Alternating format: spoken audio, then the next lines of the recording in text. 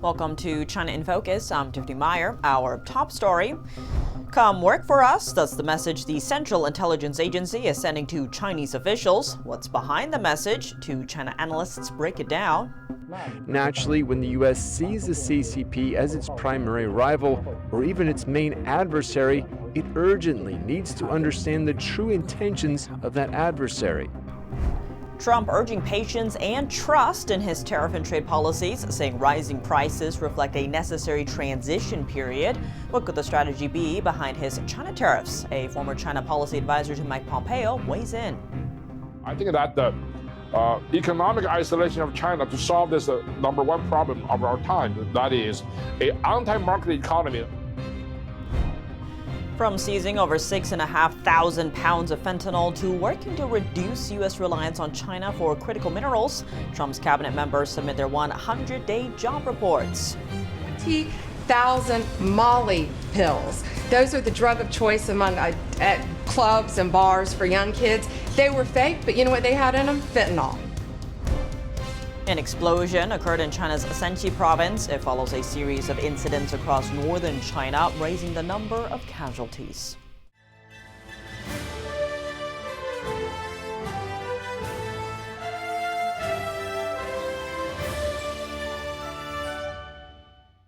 Welcome to China in Focus. I'm Tiffany Meyer. Before we dive into today's news, make sure to use the link down below to subscribe to our newsletter.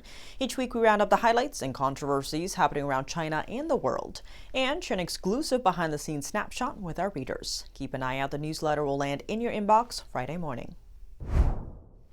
America's top intel agency is posting a help wanted notice specifically for Chinese officials. The Central Intelligence Agency published 2 short films on its platforms on Thursday. They described the opportunity as a way out for Chinese officials struggling to survive amid the regime's infighting and internal struggles. One of the videos depicts senior Chinese officials who live in fear of becoming victims of the party's purges. The other depicts mid-level officials who exist in the shadow of their superiors. The CIA gave details on what it's most interested in as part of the video's descriptions. That is special access to insider information within the regime's senior circle or exclusive intel on China's state security, trade, diplomacy, and the high-tech sector. As for the timing of the videos, why now? Tang Jingyuan has been a China affairs analyst with the Chinese language edition of NTD for years.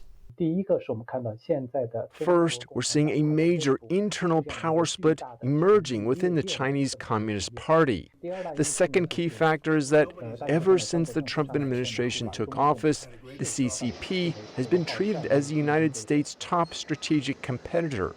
Naturally, when the U.S. sees the CCP as its primary rival or even its main adversary, it urgently needs to understand the true intentions of that adversary. I believe these 2 major factors have led the CIA to increase its efforts to gather and understand authentic intelligence from inside the CCP. Right now, the Chinese military circle is undergoing some major power frame shakeups. Recently, multiple senior military officials closely tied to regime leader Xi Jinping have reportedly been purged. One of the CIA's videos hints at that situation, saying it can offer a secure future for Chinese military officers in exchange for internal information. Analysts point out that the videos also serve a diplomatic purpose, heaping pressure onto the Chinese regime in the midst of a heated trade war. Facing a sharp drop in exports to the U.S. amid ongoing tariffs, Beijing is shifting its messaging. The regime now claims Washington is the one seeking trade talks. In response, U.S. Treasury Secretary Bessent struck a firm tone. Here's more. So we've got 18 important trading partners. We put China to the side. 17 have not escalated. We are in negotiations with them. There's a process in place. Since April 2nd, nearly 100 U.S. trading partners have approached the Trump administration. Secretary Bessent said the U.S. has prioritized 17 countries and is focused on striking a deal with these major partners.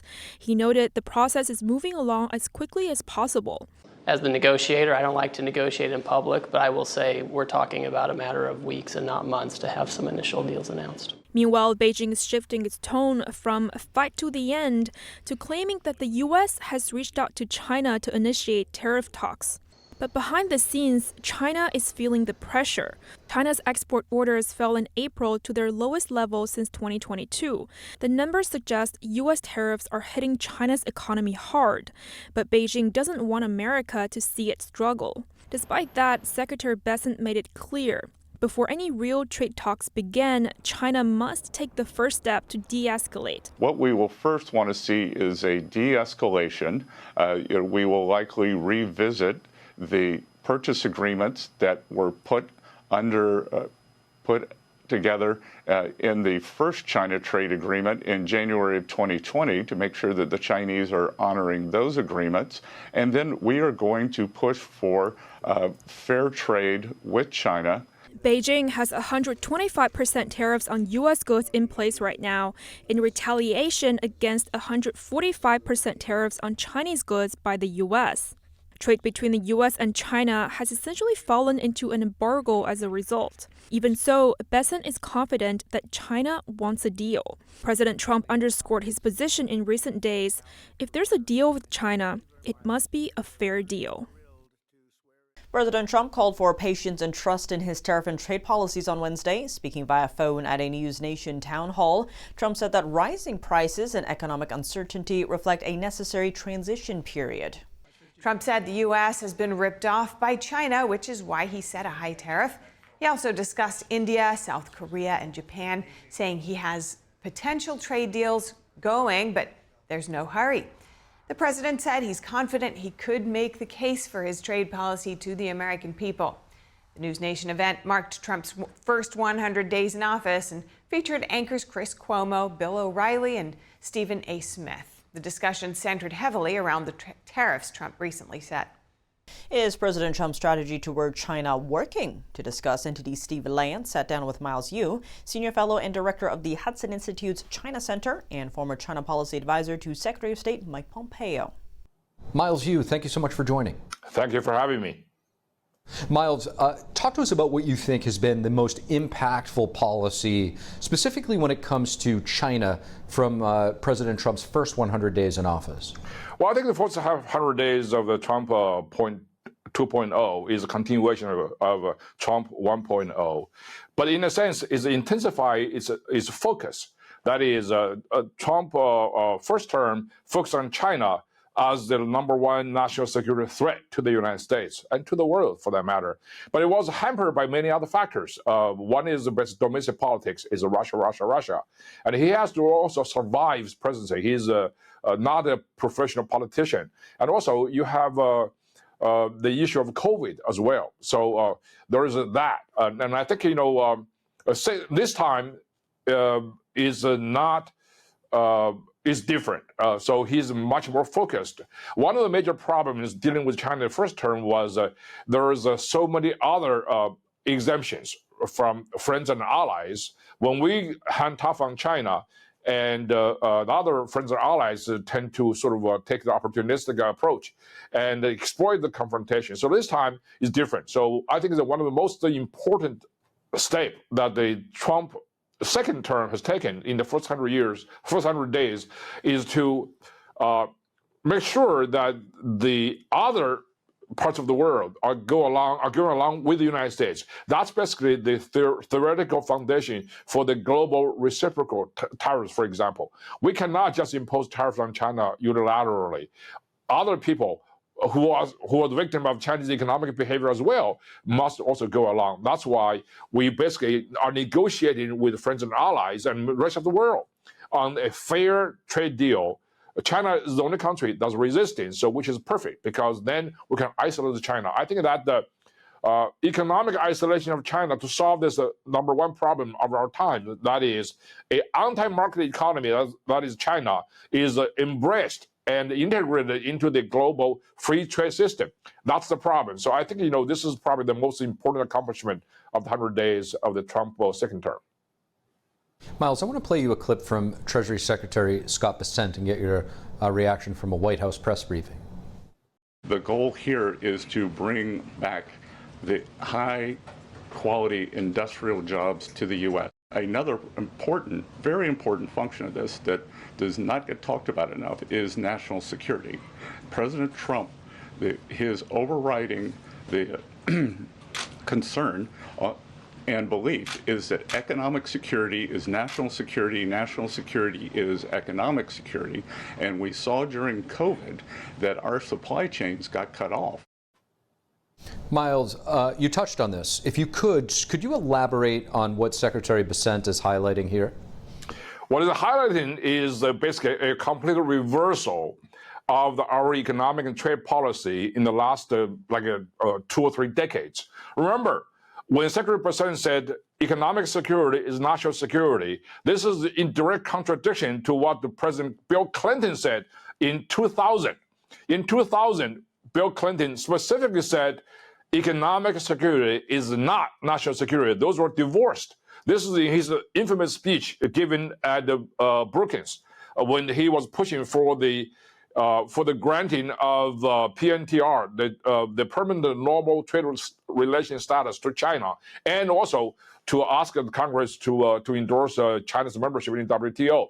So what Secretary Bessent is saying right now is the complete reversal, not just the rebuttal to the president, but what has been going on for the last 2 decades, 2.5 decades. That is, economic security is national security. And one of the foundational reality of the economic security is the manufacturing capability of the United States, which has been hollowed by China and other countries too. So that's why this approach is very, very important and imperative, I should say. I want to play you another clip from the Secretary at that same briefing. Over time, we will see that the Chinese tariffs are unsustainable for China. I've seen some very large numbers over the past few days that show if these numbers stay on, Chinese could lose 10 million jobs very quickly, and even if there is a drop in the tariffs, that they could lose 5 million jobs. Miles, what do you make of the CCP's aggressive stance against President Trump's trade policies instead of seeking negotiations, even as its economy faces serious challenges? Do you see this as a game of chicken, and is this simply about saving face? Well, face is not really something that is very cultural, because the Chinese Communist Party, the whole regime is built on a fantasy that somehow the party is invincible. So it kind of shows really weakness or being conciliatory to any foreign pressure. That's why it has to act tough. Now, that is silly, because the CCP's entire argument for justifying its rule is the CCP alone can provide economic security, economic stability for the Chinese people. Now, due to CCP's own economic policies, which are disastrous, Chinese economy is at the bottom, or near the bottom. So the only way the CCP can really save itself is to export. So the Chinese economy is export-oriented economy. Over 40% of China's entire global trade is with the United States. So that's why Secretary Bessent is very confident. He was speaking the truth that the Chinese economy is unsustainable if Xi Jinping continue to be intransigent. And I think, being intransigent is probably reflection of the nature of the regime. But then I think the party is in a rock and hard place. If they continue on this intransigency, economy will keep going, becoming worse and worse. And then on the other hand, if they relent, and the regime is even in bigger crisis. So that's why the regime itself, no matter what it does, is not sustainable. That's why I'm very, very roseate, optimistic about the future of China. It's the people that actually will change the reality of China. And I think the United States right now is trying to sort of force the Chinese government to face reality. And the U.S. government must really engage with people in China and to put pressure from both ends on the Chinese Communist Party regime. Miles, you, as always, really appreciate your perspective. Thank you. Thank you very much. Coming up, from seizing over 6,500 pounds of fentanyl to working to reduce U.S. reliance on China for critical minerals, Trump's cabinet members submit their 100-day job reports. 20,000 Molly pills. Those are the drug of choice among clubs and bars for young kids. They were fake, but you know what they had in them? Fentanyl. The White House calling out Amazon over reported plans to display the cost of tariffs next to its price tags. More on the tech giant's response. And an explosion rocks China's Shanxi province. It follows a series of incidents across northern China linked to rising casualty numbers. More on that after the break here on China in Focus. Welcome back to China in Focus. I'm Tiffany Meyer. From seizing over 6,500 pounds of fentanyl to working to cut U.S. reliance on critical minerals from China, cabinet members gave key updates to mark 100 days into President Trump's administration. NTD correspondent Jason Blair has the highlights. Attorney General Pam Bondi says that in the first 100 days of the Trump administration, 3,400 kilos of fentanyl has been seized, with 258 million lives being saved. Kids are dying every day because they're taking this junk laced with something else. They don't know what they're taking. They think they're buying a Tylenol or an Adderall and a Xanax, and it's laced with fentanyl, and they're dropping dead. Bondi also says that 29 cartel members were brought back to Mexico and shared other DOJ captures. We just broke up a huge human trafficking ring by the Sinaloa cartel. 1,000 pounds of meth, 20,000 Molly pills. Those are the drug of choice among at clubs and bars for young kids. They were fake, but you know what they had in them? Fentanyl.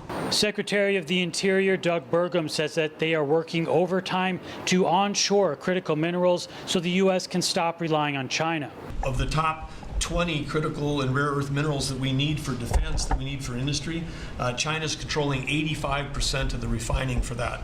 So we are running at warp speed 7 days a week to try to put ourselves back in business in that way. Burgum also told President Trump that Trump is giving America the chance to win the AI arms race with China.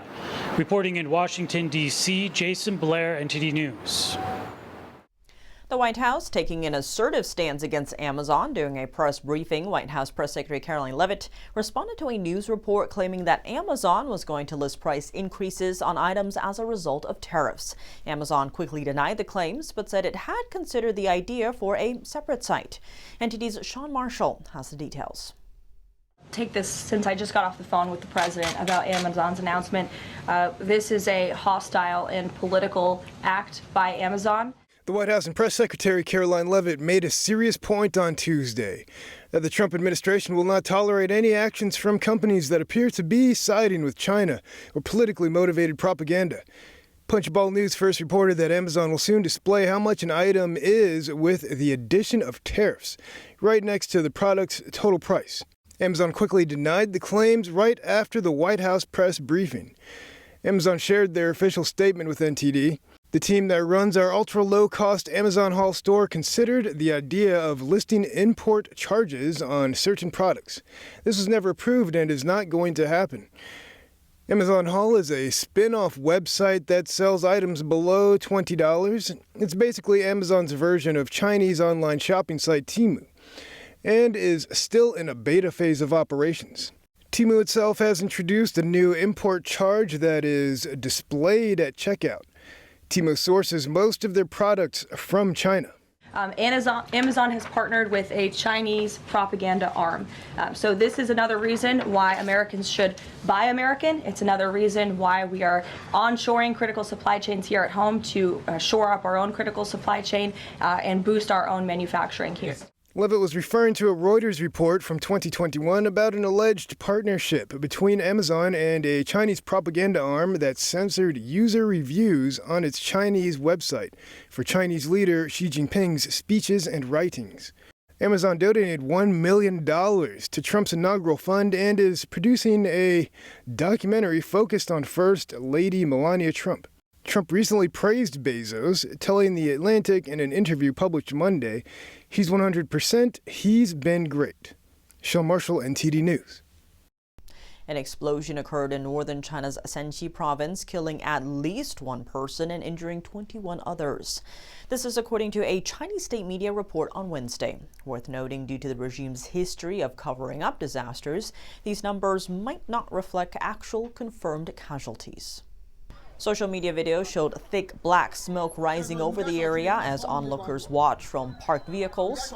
The explosion came one day after a restaurant fire in northeast China's Liaoning province, which killed 22 people. Authorities in the area said the cause of the fire is still under investigation. And in an earlier incident, 20 people died in an apartment fire that broke out in Hebei province. That's all for today's China in Focus. I'm Tiffany Meyer. If you have any feedback on the show or have something you'd like to see us cover, send us an email at chinainfocus@ntd.com. We'd love to hear from you. For on-the-clock original news coverage, visit us at ntd.com or download our NTD app. Thanks for watching. See you tomorrow.